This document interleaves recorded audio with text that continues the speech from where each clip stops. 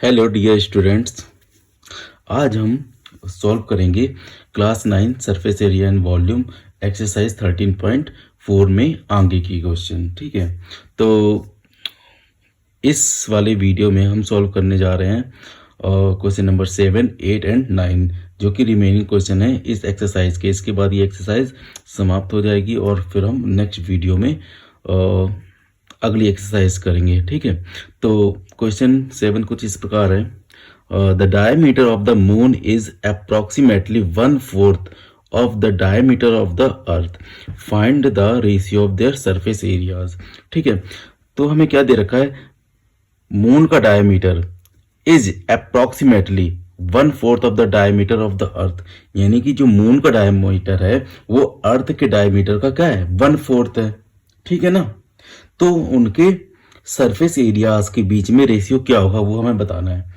ठीक है, let's say कि अगर मून का अर्थ का डायमीटर अगर कितना हो कि हम बोल दें डी, तो मून का डायमीटर क्या होगा 1/4 D, like fourth of D ना।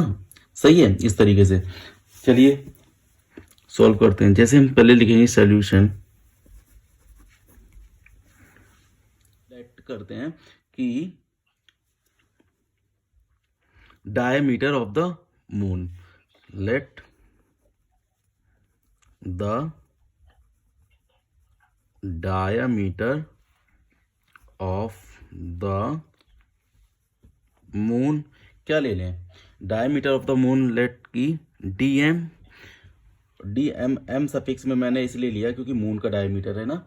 अब इसी तरीके से the diameter of the earth क्या हो जाएगा, अगर मून का डायमीटर डीएम है तो अर्थ का डायमीटर ऑफ कोर्स 4, लाइक अभी नहीं, डी लेट कर लेते हैं। ठीक है, डी और ई से अर्थ ना, तो सफिक्स में ई ले लिया मैंने, तो डी ये क्या, किसका डायमीटर हो गया, अर्थ का डायमीटर हो गया। ठीक है ना स्टूडेंट, हमने मून का डायमीटर डीएम ले लिया और अर्थ का डायमीटर डीई ले लिया। डीएम इसी वजह से क्योंकि एम से मून ना और ई अर्थ, क्लियर, ताकि दोनों के डायमीटर में थोड़ा डिफरेंस रह सके। ओके, अब हमें कंडीशन क्या दे रखी है, कंडीशन हमें दी है कि जो मून का डायमीटर है ना वो अर्थ के डायमीटर का 1/4 है। लाइक मैं ऐसे बोल सकता हूं, diameter of the moon is equal to 1/4 of DE. Earth के डायमीटर का 1/4 हो गया मून का डायमीटर, ये हमें कंडीशन दी गई है। अब हमें क्या बताना है, उनके सरफेस एरिया में रेशियो। तो पहले हम लाइक दोनों के सरफेस एरिया फाइंड कर लेते हैं ना। तो डायमीटर मून कितना था डीएम, तो रेडियस क्या हो जाएगी मून की R M, which is DM divide by 2। Same तरीके से R E radius of earth, D divide by 2। ठीक है स्टूडेंट्स, अब दोनों के हम सरफेस एरिया फाइंड कर लेते हैं। सरफेस एरिया ऑफ मून क्या होगा, मून का surface area 4 πr M square ना। ठीक है ना, सरफेस एरिया मून का क्या होगा, क्योंकि वो एक स्फीयर शेप में, तो ये फॉर्मूला आएगा ना 4 πr m²। तो 4 πr एम की वैल्यू क्या है, रेडियस क्या है, डीएम डिवाइड बाई 2 है, तो हम लिख सकते हैं ना डीएम बाई 2 का स्क्वायर। यहाँ तक ठीक। सेम तरीके से हम फाइंड करेंगे सरफेस एरिया ऑफ अर्थ। अर्थ का सरफेस एरिया क्या है 4 πr² that means 4 D divide by 2 का स्क्वायर, क्योंकि रेडियस क्या है डीई बाई 2 है। सही है, हमने मून का सरफेस एरिया निकाल दिया, हमने अर्थ का सरफेस एरिया भी निकाल दिया। ओके, अगर हम सरफेस एरिया ऑफ मून को ए एम से रिप्रेजेंट करें और सरफेस एरिया ऑफ अर्थ को ए ई से रिप्रेजेंट करें, तो दोनों के सरफेस एरिया को हम इस तरीके से लिख सकते हैं A M divide by A E.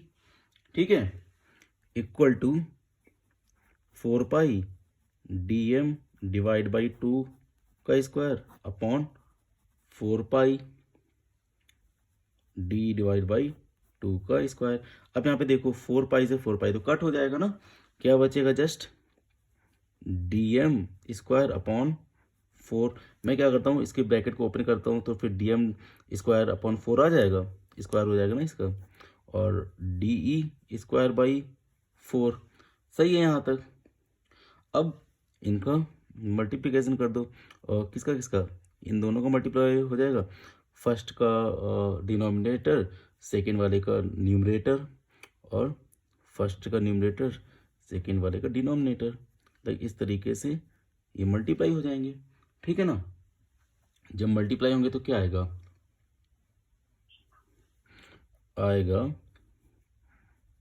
dm square into 4 और de स्क्वायर इंटू 4।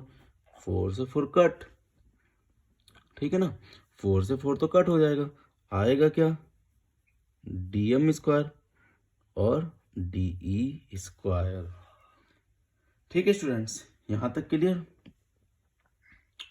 तो उनके डायमीटर में अभी तक उनके सरफेस एरिया का अभी तक रेशियो क्या आया है, ये आया है ratio dm square upon D square. But हमें एक कंडीशन पता है, हमें क्या पता है कि जो dm है वो 1/4 ऑफ de है।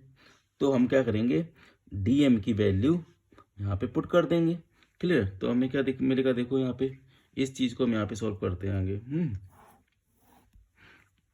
क्या होगा, am अपॉन AE, dm की जगह मैं क्या पुट करने वाला हूँ 1/4d ना। तो इस तरीके से हो जाएगा ये,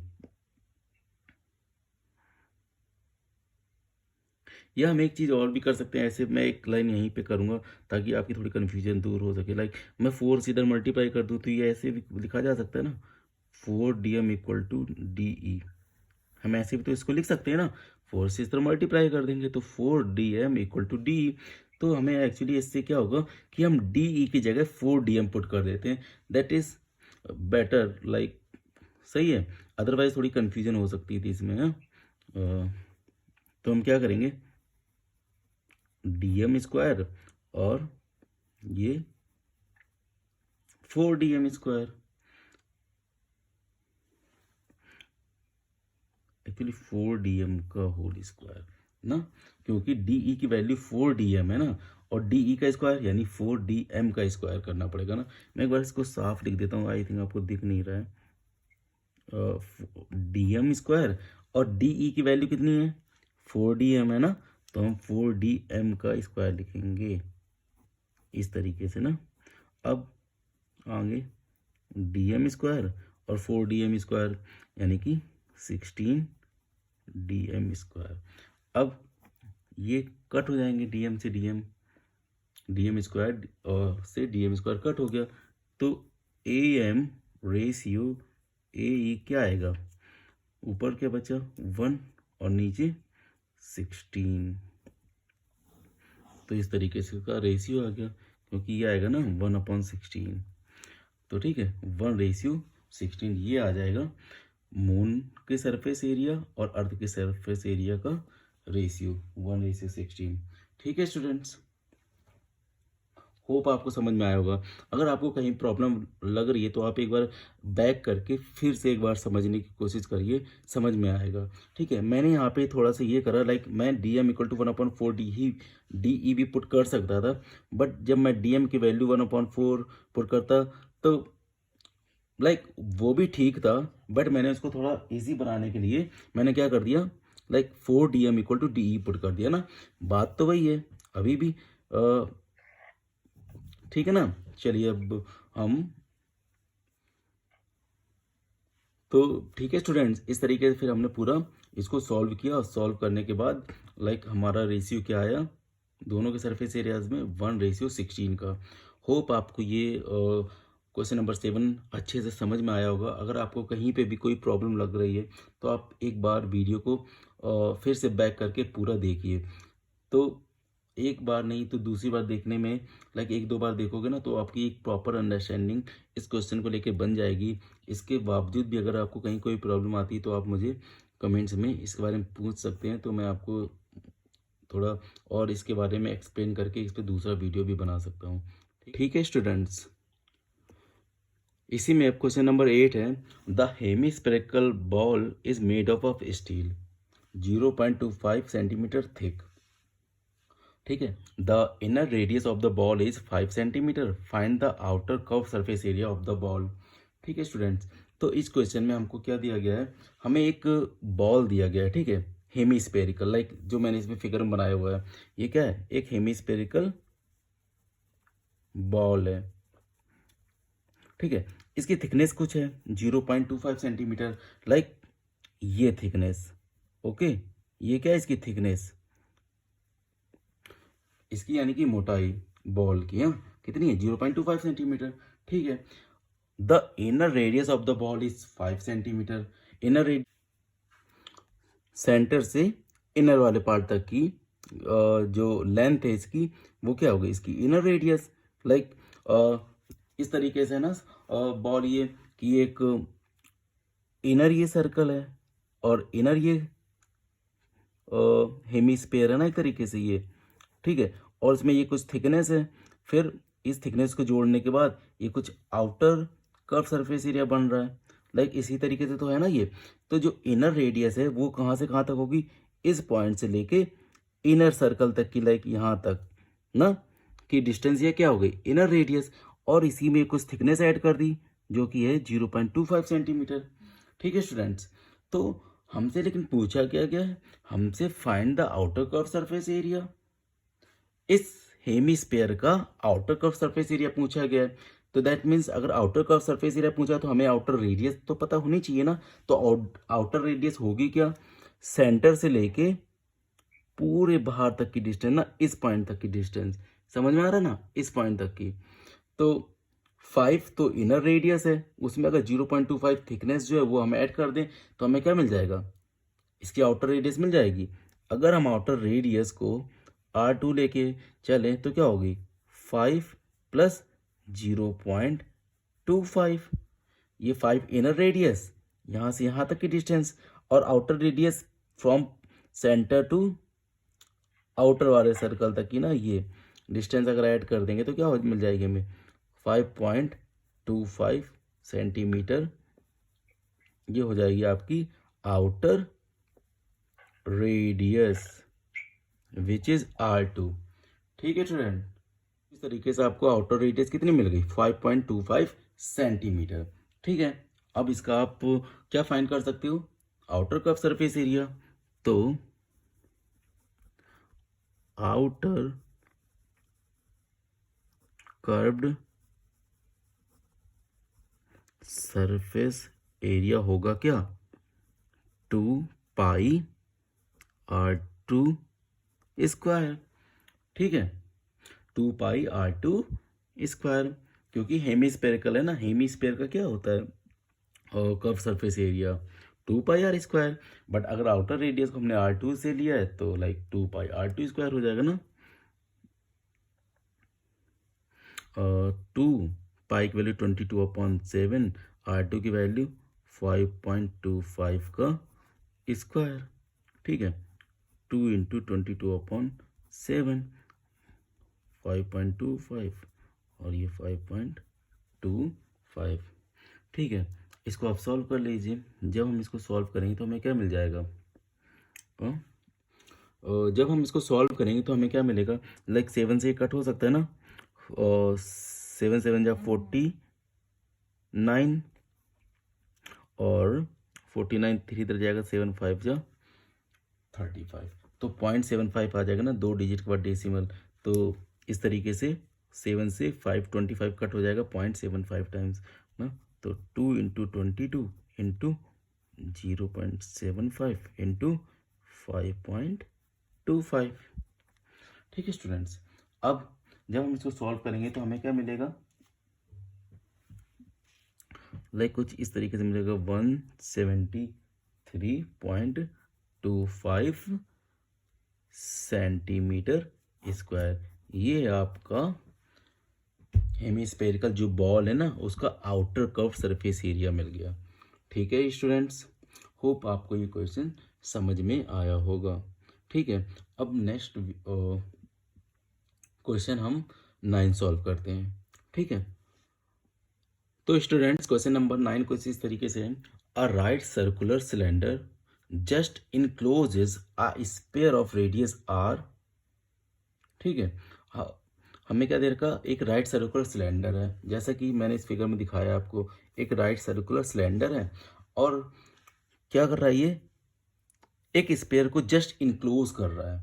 जस्ट इनक्लोज करने का मतलब लाइक जो इस सिलेंडर की हाइट होगी ना वही इस स्पेयर का क्या होगा, डायामीटर होगा। बिकॉज वो जस्ट इनक्लोज कर रहा है, यानी कि जितना लेंथ होगी ना सिलेंडर की, हाइट होगी, उतना ही उसका डायमीटर होगा। ठीक है, तो मान लो सिलेंडर की, और हमें हाँ एक बात कि हमें इस स्फीयर की रेडियस दे रखी है यार। क्या दे रखी है, रेडियस आर दे रखी है। That means from point centre to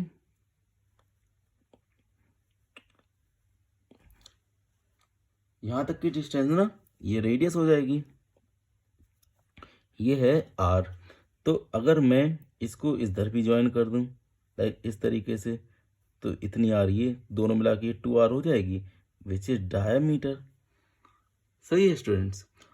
same तरीके से अगर रेडियस की बात करें तो ये भी तो रेडियस ही होगी ना, ये सेंटर से लेके और सर्कल के किसी पॉइंट तक की डिस्टेंस को ही तो रेडियस बोलते हो ना।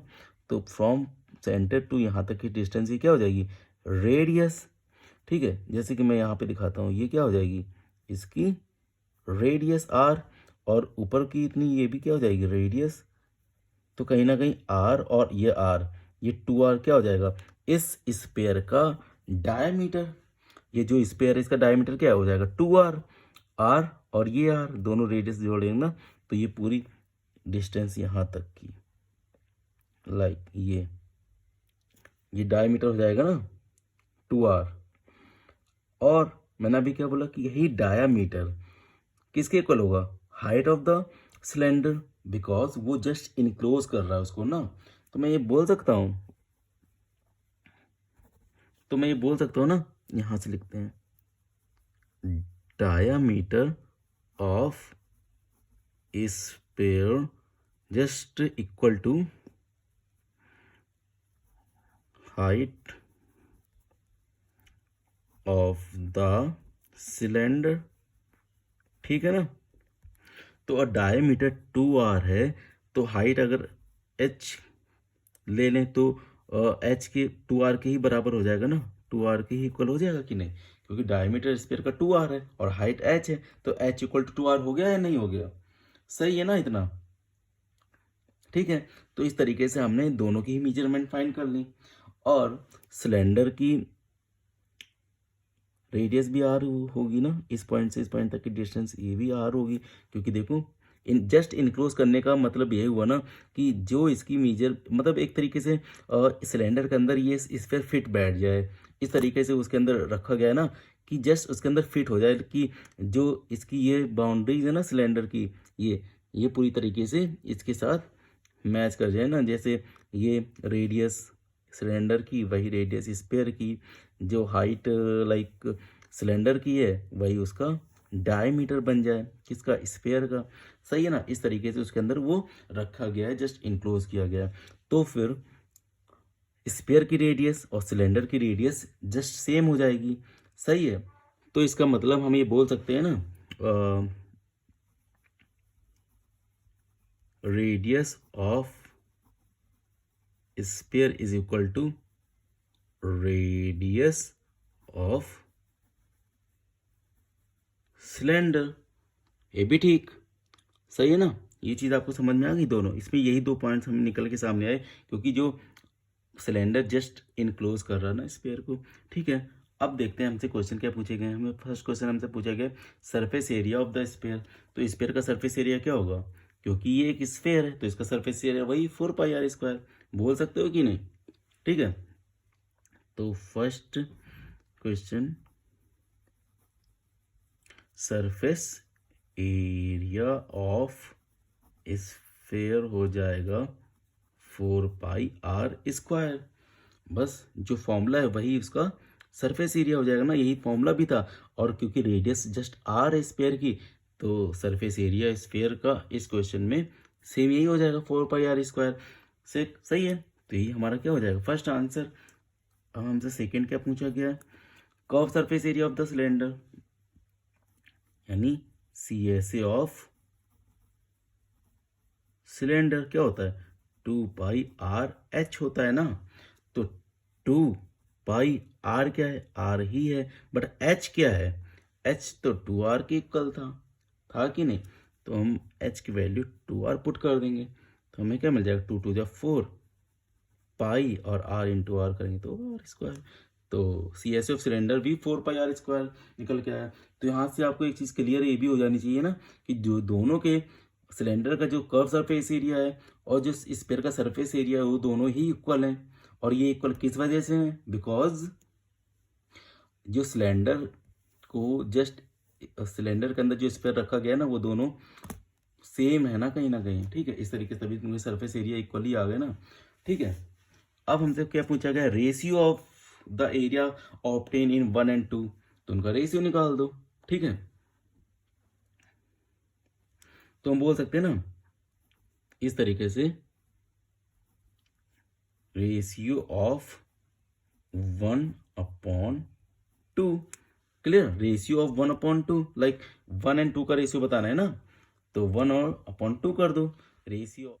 तो हमें रेशियो क्या बताना है, surface area of sphere and CSA of cylinder, इन दोनों का रेशियो बताना है ना, ठीक है। 1 और 2 में जो भी हमें एरियाज ऑब्टेन हो रहे हैं उनका रेशियो बताना है ना। तो 1 में हमें क्या एरिया ऑब्टेन हुआ है, सरफेस एरिया 4πr²। सेकंड में CSA ऑफ सिलेंडर क्या ऑब्टेन हुआ है 4πr²।